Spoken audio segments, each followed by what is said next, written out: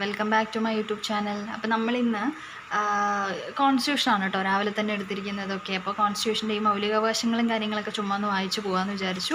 പഠിച്ചതാണ്, അപ്പോൾ ജസ്റ്റ് ഒന്നൊരു റിവിഷൻ്റെ കുറച്ച് ആവശ്യമുണ്ടായിരുന്നു. അപ്പോൾ അതുകൊണ്ട് ജസ്റ്റ് ഒന്ന് വായിച്ചു പോകാമെന്ന് വിചാരിച്ചു. അപ്പോൾ LDCയുടെ കാര്യങ്ങളൊക്കെ വരാൻ തുടങ്ങി ഇല്ലേ. ആദ്യത്തെ ലിസ്റ്റൊക്കെ വന്നു. അപ്പോൾ കട്ടൗട്ടും കാര്യങ്ങളൊക്കെ കട്ട് ഓഫും കാര്യങ്ങളൊക്കെ വന്നു. അപ്പോൾ ആരും അധികം വിഷമിക്കൊന്നും വേണ്ട കേട്ടോ. കിട്ടാത്തവരൊക്കെ ഉണ്ടാവും, എന്നെപ്പോലെ പഠിച്ചിട്ട് അവസാനം ഒന്നും എത്താത്ത ആൾക്കാരൊക്കെ ഉണ്ടാവും. അപ്പോൾ നിങ്ങൾ ഒരിക്കലും വിഷമിക്കരുത്. നമുക്കിനി എക്സാംസ് വരാനുണ്ട്, VFAയും അതുപോലുള്ള എക്സാംസും കാര്യങ്ങളും നമുക്ക് വരാനുണ്ട്. ഓക്കെ, അപ്പോൾ അതുകൊണ്ട് പേടിക്കേണ്ട. അടുത്ത എക്സാംസിന് വേണ്ടിയിട്ട് വീണ്ടും പഠിക്കുക. ഓക്കെ, അതേ ഇപ്പോൾ നമുക്ക് ഇപ്പോൾ ചെയ്യാനായിട്ട് പറ്റുള്ളൂ. ഓക്കെ, അപ്പോൾ ഞാനിന്ന് പറയാനായിട്ട് പോകുന്നത് നമ്മളുടെ PSC പരീക്ഷകളിൽ എങ്ങനെയാണ് നമ്മുടെ മാർക്കുകൾ ബെറ്റർ ആക്കുന്നത്, അല്ലെങ്കിൽ എങ്ങനെയാണ് ഞാൻ എൻ്റെ മാർക്ക് ബെറ്റർ ആക്കി എന്നുള്ളതാണ് ഞാനിന്ന് പറയാനായിട്ട് പോകുന്നത് കേട്ടോ. അപ്പോൾ അതിന് നമ്മൾ ഫസ്റ്റ് ചെയ്യേണ്ട ഒരു കാര്യം എന്ന് പറയുന്നത് ഈ റിവിഷൻ ഞാൻ എപ്പോഴും പറയുന്നുണ്ട്, ഇമ്പോർട്ടൻ്റ് ആണ്, വളരെ വളരെ ഇമ്പോർട്ടൻ്റ് ആണെന്നുള്ളത് പറയുന്നുണ്ട്. അതുപോലുള്ള വേറൊരു കാര്യം എന്ന് പറയുന്നത് നമ്മുടെ ഈ മോക്ക് ടെസ്റ്റുകളാണ്. ഓക്കെ, മോക്ക് ടെസ്റ്റുകൾ എന്ന് പറയുമ്പോൾ പലരും മോക്ക് ടെസ്റ്റ് ചെയ്യുന്നത് പല രീതിയിലാണ്. ചിലവർ നമ്മുടെ തൊഴിൽ വാർത്തയും തൊഴിൽ വീതിയിലും വരുന്ന മോക്ക് ടെസ്റ്റുകൾ എടുക്കും. അത് ചിലവർ ഈ എൻട്രിയുടെ കാര്യങ്ങളിലൊക്കെ വരുന്ന മോക്ക് ടെസ്റ്റുകളും കാര്യങ്ങളും എടുക്കും. വേറെ ചിലവർ യൂട്യൂബിൽ നിന്ന് എടുക്കും. അപ്പം ഞാൻ പറയുന്നൊരു കാര്യം എന്ന് വെച്ച് കഴിഞ്ഞാൽ, നിങ്ങൾ ഇതിൻ്റെ പുറകെ ഒന്നും പോകണ്ട. നിങ്ങൾ പ്രീവിയസ് ക്വസ്റ്റ്യൻസ് ഉണ്ടല്ലോ, പ്രീവിയസ് ക്വസ്റ്റ്യൻസിൻ്റെ കുറച്ച് ക്വസ്റ്റ്യൻസും കാര്യങ്ങളൊക്കെ ഡെയിലി ഒരു ക്വസ്റ്റ്യൻ പേപ്പർ വെച്ചിട്ട് മോക്ക് ടെസ്റ്റായിട്ട് ചെയ്യുക. അപ്പോൾ നമ്മൾ ഒരു ബിഗിനറായിട്ടുള്ള ഒരാളാണെന്നുണ്ടെങ്കിൽ ഫസ്റ്റ് സ്റ്റേജിൽ എന്ന് പറയുമ്പോൾ നമ്മൾ ചെയ്തു തുടങ്ങുമ്പോൾ നമുക്ക് വലിയ മാർക്കൊന്നും കിട്ടില്ല. ഓക്കെ, അപ്പോൾ നമ്മുടെ ഫസ്റ്റത്തെ മാർക്ക് എന്നൊക്കെ പറയുന്നത് ചിലപ്പോൾ 10ഓ 15ഓ അങ്ങനെയുള്ള കാര്യങ്ങളൊക്കെ ആയിരിക്കും നമുക്ക് മാർക്കുകൾ വരുന്നത്. അപ്പോൾ നമ്മൾ ഈ നമ്മൾക്ക് ഏറ്റവും കൂടുതൽ എന്താണ്, നമ്മൾ വീക്കായിട്ടുള്ളൊരു പോയിൻ്റ് ഏതാണ്, അല്ലെങ്കിൽ വീക്കായിട്ടുള്ളൊരു ഇത് ഏതാണെന്നുള്ളത് നമ്മളെ അറിയിക്കാനായിട്ട് ഹെൽപ്പ് ചെയ്യുന്നൊരു പരിപാടിയാണ് കേട്ടോ ഈ മോക്ക് ടെസ്റ്റ് കാര്യങ്ങളെന്ന് പറയുന്നത്. അപ്പോൾ ഇത് ചെയ്ത് കഴിഞ്ഞതിന് ശേഷം നിങ്ങൾ തന്നെ റിയലൈസ് ചെയ്യുക, അതായത് എവിടെയാണ് എനിക്ക് കുറച്ചുകൂടെ പഠിക്കേണ്ടത്, അല്ലെങ്കിൽ എവിടെയാണ് എനിക്ക് കുറച്ചുകൂടെ ഞാൻ കോൺസെൻട്രേറ്റ് ചെയ്യേണ്ടതെന്നുള്ളൊരു കാര്യം നിങ്ങൾ നോക്കിക്കഴിഞ്ഞതിന് ശേഷം അതിനനുസരിച്ച് പഠിക്കുക. അങ്ങനെ പഠിച്ചു കഴിഞ്ഞ് നിങ്ങളൊരു 1 or 2 മാസം കഴിയുന്ന സമയത്ത് നിങ്ങൾക്ക് തന്നെ അതിൻ്റെ ഒരു മാറ്റം, അല്ലെങ്കിൽ ഗ്രാജുവലി നിങ്ങൾ തന്നെ ഇമ്പ്രൂവ് ആവുന്നത് നിങ്ങൾക്ക് മനസ്സിലാവും. ഓക്കെ, അപ്പോൾ അതാണ് ആദ്യത്തെ കാര്യം എന്ന് പറയുന്നത്. മോക്ക് ടെസ്റ്റ് കറക്റ്റായിട്ട് ചെയ്യുക. അതുപോലെ പഠിച്ച കാര്യങ്ങൾ കറക്റ്റായിട്ട് റിവിഷൻ ചെയ്യുക. റിവിഷൻ എന്ന് ഞാനിപ്പോൾ 3-4 വീഡിയോയിലായി പറയുന്നുണ്ട്. അതിൽ മെയിനായിട്ടുള്ള കാര്യം എന്ന് പറയുന്നത് സൺഡേ റിവിഷൻ, അല്ലെങ്കിൽ സാറ്റർഡേ റിവിഷൻ, മന്ത്ലി റിവിഷൻ എന്ന് പറഞ്ഞിട്ട് മാറ്റി വയ്ക്കാതെ ഡെയിലി റിവിഷൻ ചെയ്യുക. ഡെയിലി റിവിഷൻ എന്ന് പറയുമ്പോൾ എങ്ങനെയാണ്, ഒരു സബ്ജക്റ്റ് പഠിച്ചു കഴിയുന്ന സമയത്ത് വൈകുന്നേരം ഒരു 1 hour ഇതിന് വേണ്ടിയിട്ട് മാറ്റി വയ്ക്കുക. ഓക്കെ, അതുപോലെ തന്നെ സൺഡേസിലും നമ്മളൊരു വീക്ക്ലി റിവിഷൻ നമ്മൾ വയ്ക്കുക. അതുപോലെ തന്നെ വേറൊരു കാര്യം, മാറി വരുന്ന ക്വസ്റ്റ്യൻസ്, അതായത് മാറി വരുന്ന ചോദ്യ രീതികൾ മനസ്സിലാക്കുക. ചോദ്യങ്ങളുടെ സോഴ്സ് എവിടെ നിന്നാണെന്നുള്ളത് നോക്കുക. ഇപ്പോൾ കൂടുതലായിട്ട് ഇപ്പോൾ കണ്ടുവരുന്നത് നമ്മുടെ NCERTയും അതുപോലെ തന്നെ SCERTയിലൊക്കെ ആയിട്ടാണ് ഇപ്പോൾ കൂടുതലായിട്ട് ഈ ചോദ്യങ്ങൾ കൂടുതലായിട്ട് നമുക്ക് വരുന്നത്. അപ്പോൾ അതുകൊണ്ട് തന്നെ ഒരു ക്വസ്റ്റ്യൻ വരുന്ന സമയത്ത് അതിൻ്റെ സോഴ്സ് എവിടെയാണെന്നുള്ളത് മനസ്സിലാക്കാനായിട്ട് നോക്കുക. എല്ലാവരുടെയും മൊബൈലുണ്ട്, നെറ്റ് ഉണ്ട്. അപ്പോൾ നമുക്ക് യൂട്യൂബിലാണെങ്കിലും ഇപ്പോൾ ക്ലാസ് എടുക്കുന്ന സാറുമാരൊക്കെ നമുക്ക് പറഞ്ഞു തരില്ലേ, ഓരോന്നിൻ്റെ സോഴ്സ് എവിടെയാണ്, ഓരോന്ന് എവിടെ നിന്നാണ് ചോദിക്കുന്നത് എന്നുള്ളതൊക്കെ അവരും ഇപ്പോൾ പറഞ്ഞു തരാറുണ്ട്. അപ്പോൾ അതുകൊണ്ട് അതിൻ്റെ സോഴ്സ് എവിടെയാണെന്നുള്ളത് നോക്കുക. എവിടെ നിന്നാണ് കൂടുതൽ ചോദിക്കുന്നതെന്ന് മനസ്സിലായി കഴിഞ്ഞാൽ പിന്നീട് ആ ഒരു ഏരിയ ഫോക്കസ് ചെയ്തിട്ട് പഠിക്കാനായിട്ട് നോക്കുക. ഓക്കെ, അതുപോലെ വേറൊരു കാര്യം, English, Malayalam, maths, current affair. Okay, ഇതിന് കൂടുതൽ ഇമ്പോർട്ടൻസ് കൊടുക്കുക. ഇനി നിങ്ങളൊരു എക്സാം എഴുതാൻ പോകുന്ന ഒരാളാണ് എന്നുണ്ടെങ്കിൽ, അതായത് ഇനി വരുന്ന VFAയോ ബെവ്കോ LDയോ അസിസ്റ്റൻറ്റ് സെയിൽസ്മാൻ പോലുള്ള പരീക്ഷകൾ എഴുതാനായിട്ട് പോകുന്ന ഒരാളാണ് നിങ്ങളെന്നുണ്ടെങ്കിൽ നിങ്ങൾ ഈ പറയുന്ന കാര്യങ്ങൾ കറക്റ്റായിട്ട് കുറച്ചൊന്ന് ഫോളോ ചെയ്ത് നോക്കുക. ഓക്കെ, അതായത് ഒരു 1-2 മാസം നിങ്ങളെക്കൊണ്ട് പറ്റില്ല, കാരണം ഭയങ്കര ബുദ്ധിമുട്ടായിരിക്കും. ഞാനും ഫേസ് ചെയ്തിട്ടുള്ള ഒരാളാണ്. ഇരുന്ന് പഠിക്കുക എന്ന് പറയുന്നത് ബുദ്ധിമുട്ടാണ്. മിനിമം 5 hours ഇരുന്ന് പഠിക്കാനായിട്ട് നോക്കുക. മിനിമം കേട്ടോ, അതിൽ കുറയരുത്. മിനിമം 5 hours ഇരുന്ന് പഠിക്കാനായിട്ട് നോക്കുക. അപ്പം നമ്മൾ ഈ പഠിച്ചു കഴിഞ്ഞു എന്ന് വെച്ച് കഴിഞ്ഞാൽ ഈ റിവിഷൻ, അതുപോലെ തന്നെ മോക്ക് ടെസ്റ്റ് ചെയ്യുന്ന സമയത്ത് എങ്ങനെ ചെയ്യണമെന്നറിയോ, നമ്മളുടെ PSC എക്സാം എഴുതുന്ന സമയത്ത് നമ്മൾ കറുപ്പിക്കുന്ന ആ പേപ്പറില്ലേ, ആ പേപ്പറിൻ്റെ print means black and white print നമുക്ക് ഇതിലൊക്കെ കിട്ടും. അപ്പോൾ ഒന്നില്ലെങ്കിൽ നിങ്ങൾ ടെലിഗ്രാമിൽ ഏതെങ്കിലും ചാനലിൽ നോക്കുക. അപ്പോൾ അത് കിട്ടിയെന്ന് വെച്ച് കഴിഞ്ഞാൽ അതൊരു 10-50 എണ്ണം എടുത്ത് വെക്കുക, ഒരു 50 എണ്ണം പ്രിൻ്റ് എടുത്തിട്ട് വെക്കുക. പ്രിൻ്റ് എടുത്തിട്ട് വെച്ചു എന്ന് വെച്ച് കഴിഞ്ഞാൽ ഓരോന്നോരോന്നായിട്ട് എടുത്ത് നമ്മളൊരു PSC എക്സാം എങ്ങനെയാണോ എഴുതുന്നത് അല്ലേ, നമ്മൾ PSC എക്സാം എങ്ങനെയാണ് എഴുതുന്നത്, ആദ്യം നമ്മളുടെ ഹോൾ ടിക്കറ്റിൻ്റെ അത് എഴുതും, പിന്നെ അത് കറുപ്പിക്കും. അതുപോലെ നിങ്ങളത് ചെയ്ത് പോകുന്ന സമയത്ത് നിങ്ങൾക്ക് PSC ഹാളിൽ വെച്ചിട്ട് തെറ്റാനുള്ള സാധ്യത കുറയും. ഓക്കെ, അപ്പോൾ PSC എക്സാമിൽ തെറ്റിക്കഴിഞ്ഞാൽ പിന്നെ നമുക്കൊന്നും ചെയ്യാൻ പറ്റില്ല അല്ലേ. ഞാൻ ഇത്രയും എക്സാം എഴുതിയത് ഒരു 5-6 എക്സാം ഞാൻ എഴുതിയിട്ടുള്ളൂ. ആ എക്സാം എഴുതിയതിൽ എനിക്ക് തോന്നുന്നു ഒരു കുട്ടിക്ക് മാത്രം അവർ പേപ്പർ മാറ്റി കൊടുത്തിട്ടുണ്ടായിരുന്നു. അത് PSC ഓഫീസിലേക്കൊക്കെ വിളിച്ച് ചോദിച്ചിട്ട് അവർ പേപ്പർ മാറ്റി കൊടുത്തിട്ടുണ്ട്, ഒരു കുട്ടിക്ക് കേട്ടോ. ബാക്കിയുള്ളവർക്കൊന്നും അവർ കൊടുത്തിട്ടില്ല. തെറ്റിയെന്ന് പറഞ്ഞപ്പോൾ അവർ പറഞ്ഞു ഇനി ഒന്നും ചെയ്യാൻ പറ്റില്ല എന്നാണ് അവർ പറഞ്ഞത്. അപ്പോൾ ആ കുട്ടി അവിടെ വെറുതെ ഇരിക്കേണ്ടി വന്നു. അപ്പോൾ നിങ്ങൾ അതൊന്ന് ശ്രദ്ധിക്കുക. അതായത് ഇത് ചെയ്ത് പഠിക്കുക, അതായത് എഴുതിയും ചെയ്തും കറുപ്പിച്ച് നിങ്ങൾ പഠിക്കുന്ന സമയത്ത് നിങ്ങൾ അതിൽ ഭയങ്കരമായിട്ട് നിങ്ങൾ എന്താ പറയുക, അതുമായിട്ട് നിങ്ങൾ പൊരുത്തപ്പെട്ട് പൊക്കോളൂ. അപ്പോൾ അതുകൊണ്ട് നമുക്ക് എക്സാം ഹാളിൽ ഇരുന്നിട്ട് നമ്മൾ തെറ്റിക്കും എന്നുള്ളൊരു പേടി നമുക്ക് വേണ്ട. ഓക്കെ, അടുത്തതെന്ന് പറയുന്നത് ഒരു എക്സാം നമ്മൾ എഴുതുമ്പോൾ, ഒരു മോക്ക് ടെസ്റ്റ് നമ്മൾ ചെയ്യുന്ന സമയത്ത് ടൈമർ ഓണാക്കി വയ്ക്കുക. ടൈമർ ഓണാക്കി വയ്ക്കുക എന്ന് പറഞ്ഞു കഴിഞ്ഞാൽ എങ്ങനെയാണ്, നമ്മളുടെ PSC എക്സാമിൻ്റെ സമയമുണ്ടല്ലോ, അതായത് 1:30 മുതൽ 3:30 വരെ 3:15 വരെ എന്നുള്ളൊരു സമയമുണ്ടല്ലോ, അത് എത്ര വരും, ഓൾമോസ്റ്റ് ഒരു 1.5 മണിക്കൂർ 1.25 മണിക്കൂർ വരും തോന്നുന്നു അല്ലേ.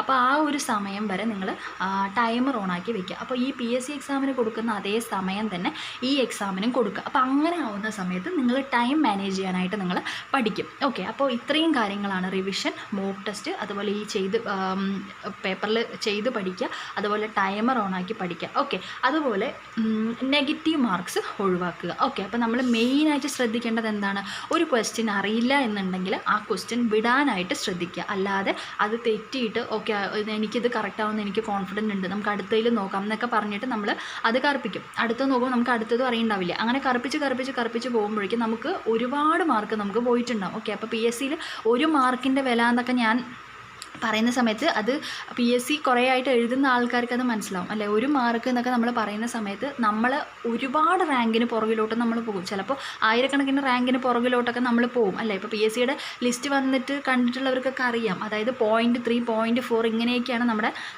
വരുന്നത്. അപ്പോൾ അതുകൊണ്ട് തന്നെ നമ്മൾ ഇത് മാർക്ക് മാക്സിമം ഒഴിവാക്കാനായിട്ട് ശ്രമിക്കുക. അറിയില്ല എന്നുണ്ടെങ്കിൽ അത് വിടുക. ഓക്കെ, അപ്പോൾ കിട്ടുന്ന മാർക്ക് മതി, അല്ലാതെ വെറുതെ കൊണ്ട് കറുപ്പിച്ചിട്ട് അതിനെ തെറ്റിച്ചിട്ട് വിടാതിരിക്കുക. അത് നമ്മൾ ഈ മോക്ക് ടെസ്റ്റ് ചെയ്യുമ്പോൾ തന്നെ നമ്മൾ പഠിക്കണം. ഓക്കെ, മോക്ക് ടെസ്റ്റ് ചെയ്തിട്ട് തന്നെ നമ്മൾ പഠിക്കേണ്ടതായിട്ട് ഉണ്ട്. ഓക്കെ, എല്ലാത്തിലും പറയുന്നത് പോലെ തന്നെ കൺസിസ്റ്റൻസി. ഓക്കെ, അതായത് ഒരു എക്സാം ഇപ്പോൾ ചെയ്ത് അല്ലെങ്കിൽ ഒരു ഇതിപ്പോൾ ചെയ്തിട്ട് പിന്നെ അടുത്തത് ചെയ്യേണ്ടതോ അടുത്തത് പഠിക്കേണ്ടതോ 10 ദിവസം കഴിഞ്ഞിട്ട് ആവരുത്. ഇന്ന് ചെയ്യുന്നുണ്ടെങ്കിൽ നാളെയും അത് തന്നെ ചെയ്യണം. അതായത് ഡെയിലി 1 ഹവറെങ്കിലും നിങ്ങൾ പഠിക്കണം. 5 hours ഞാൻ മാക്സിമം എന്ന് പറഞ്ഞു. പക്ഷേ വർക്ക് ചെയ്യുന്ന ആൾക്കാരോ വേറെ എന്തെങ്കിലുമൊക്കെ ചെയ്യുന്ന ആൾക്കാരാണെന്നുണ്ടെങ്കിലോ അല്ലെങ്കിൽ എല്ലാ ദിവസവും നമുക്ക് പഠിക്കാൻ പറ്റിയെന്ന് വരില്ല. അപ്പോൾ നമ്മൾ എന്ത് ചെയ്യണം, നമ്മൾ 1 ഹവറെങ്കിലും ഒരു ദിവസം നമ്മൾ എത്ര തിരക്കാണെങ്കിലും 1 ഹവർ മാറ്റി വയ്ക്കാനായിട്ട് നമ്മൾ മാക്സിമം ശ്രദ്ധിക്കണം. ഓക്കെ, അപ്പോൾ ഇതാണ് അടുത്ത കാര്യം എന്ന് പറയുന്നത്. ഓക്കെ, അപ്പോൾ ഇത്രയും കാര്യങ്ങൾ തന്നെ നമ്മൾ ശ്രദ്ധിച്ചാൽ തന്നെ നമ്മുടെ മാർക്ക് നല്ല രീതിയിൽ ഇമ്പ്രൂവ് ആവും. ഒരിക്കലും പെട്ടെന്നൊരു മാറ്റം നിങ്ങൾ ആരും പ്രതീക്ഷിക്കരുത്, സമയം എടുക്കും. ഓക്കെ, അപ്പോൾ നമ്മൾ ആദ്യത്തെ 1.5 മാസം എന്നൊക്കെ പറഞ്ഞാൽ നമുക്ക് നല്ല സ്ട്രഗിൾ ആയിരിക്കും. കാരണം PSCയിലോട്ട് കടന്നു വരുന്ന ഒരാൾക്ക് എന്ന് പറയുന്നത് ഇത് അത്യാവശ്യം നല്ല രീതിയിൽ ടഫ് കൊടുക്കുന്ന ഒരു ഇത് തന്നെയാണ് PSC എന്ന് പറയുന്നത്. ഓക്കെ, അപ്പോൾ നമ്മളൊക്കെ ഇതൊക്കെ ഫേസ് ചെയ്ത് തന്നെയാണ് വന്നിട്ടുള്ളത്. അപ്പോൾ എന്ത് ചെയ്യാം, ഈ പറഞ്ഞ കാര്യങ്ങളെല്ലാം ചെയ്യുക. അപ്പോൾ പിന്നെ വേറൊരു കാര്യം, ബിഗിനറായിട്ടുള്ളവർ എങ്ങനെ പഠിച്ചു തുടങ്ങണമെന്ന് എൻ്റെ അടുത്ത് കുറച്ച് പേര് കമൻസിൽ ചോദിച്ചിട്ടുണ്ടായിരുന്നു. അതുപോലെ പഠിക്കാൻ പറ്റിയ സ്കാം അല്ലാത്ത പഠിക്കാൻ പറ്റിയിട്ടുള്ള ആപ്പുകളും കാര്യങ്ങളും ഏതാണെന്നുള്ളത് ചോദിച്ചിട്ടുണ്ടായിരുന്നു. സീരിയസ്ലി എനിക്കറിയില്ല. കാരണം ഞാൻ അങ്ങനെ ഒരു ആപ്പിലോ ഒരു കോച്ചിങ്ങിൻ്റെ അണ്ടറിലോ പഠിക്കുന്ന ഒരാളല്ല. ഞാൻ സെൽഫ് സ്റ്റഡിയാണ്. അതുകൊണ്ട് തന്നെ ഒരു ആപ്പിനെ കുറിച്ചോ ഒരു ഇൻസ്റ്റിറ്റ്യൂഷനെ കുറിച്ചോ എനിക്ക് പറഞ്ഞു തരാനായിട്ട് പറ്റില്ല. ഓക്കെ, അപ്പോൾ നിങ്ങൾ പഠിക്കുന്ന ആൾക്കാരുണ്ടാവുമല്ലോ, നിങ്ങളുടെ ചുറ്റും പഠിക്കുന്ന ആൾക്കാരുണ്ടാവും. അപ്പോൾ അവരുടെ അടുത്ത് ചോദിച്ചതിന് ശേഷം മാത്രം അതെന്താണെന്നുള്ളത് നോക്കിയിട്ട് അതിൻ്റെ ഒരു ഇതിൽ എത്തുക. ഓക്കെ, അപ്പോൾ ഞാൻ സെൽഫ് സ്റ്റഡി ചെയ്യുന്ന ഒരാളാണ്. എനിക്കിതൊന്നും വർക്കാവില്ല. എനിക്ക് ഈ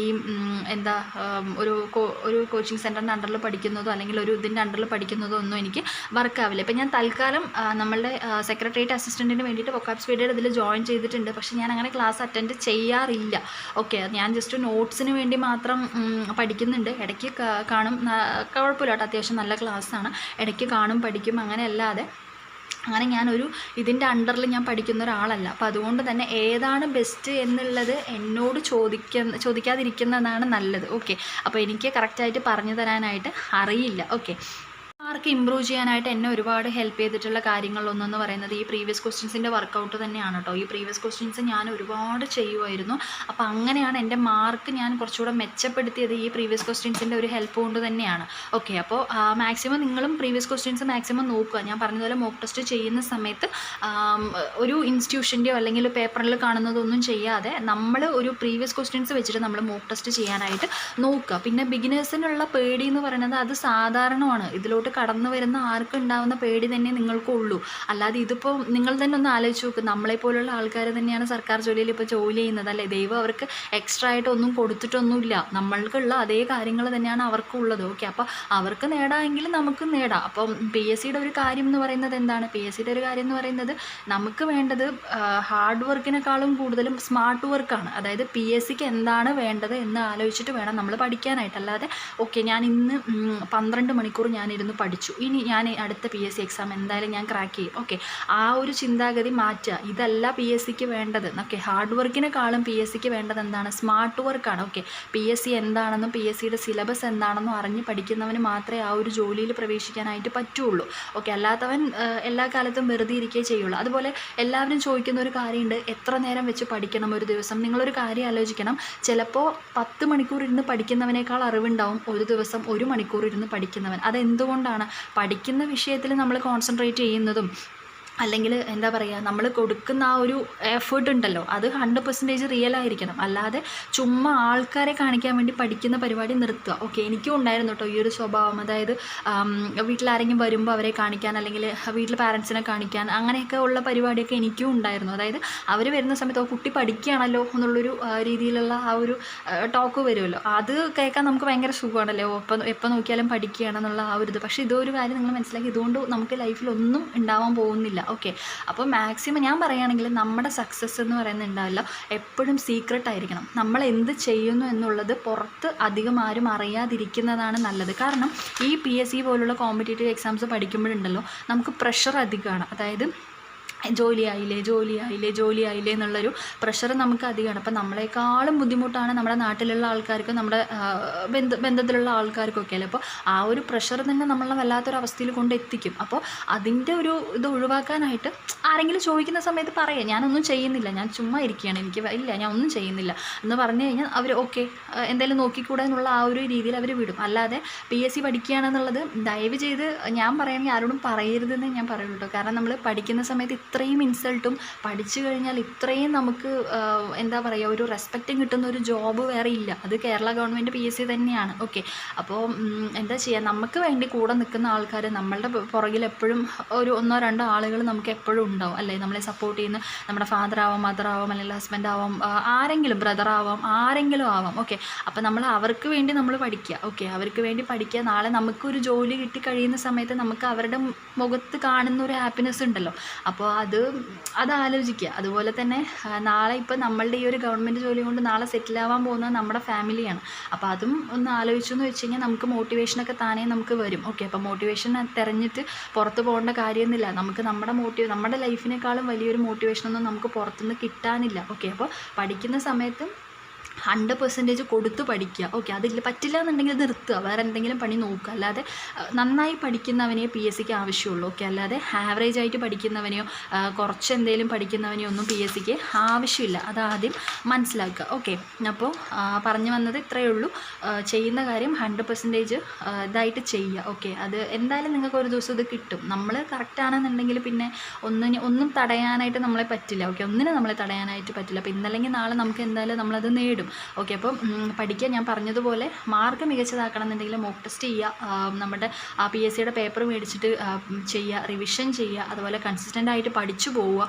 ഓക്കെ, ഇതൊക്കെ ആവുന്ന സമയത്ത് ആദ്യത്തെ കുറേയൊന്നും നിങ്ങൾക്ക് മാർക്ക് ഉണ്ടാവില്ല, അത് ട്രൂ ആയിട്ടുള്ളൊരു കാര്യമാണ്. കുറച്ച് കഴിയുന്ന സമയത്ത് നിങ്ങൾക്ക് തന്നെ മനസ്സിലാവും നിങ്ങൾ എത്രത്തോളം ബെറ്റർ ആവുന്നുണ്ട് എന്നുള്ളത് നിങ്ങൾക്ക് തന്നെ മനസ്സിലാകും. ഒരു പടി importance Malayalam, maths, English, current അഫെയറിന് കൊടുക്കുക. ഓക്കെ, ഇത്രയും ചെയ്തു എന്ന് വെച്ച് കഴിഞ്ഞാൽ തന്നെ നിങ്ങൾ ഒരുവിധം ഓക്കെ ആവും. ഓക്കെ, അപ്പോൾ വേറൊരു വീഡിയോ ആയിട്ട് ഇനി പിന്നൊരു ദിവസം കാണാം കേട്ടോ. Thank you.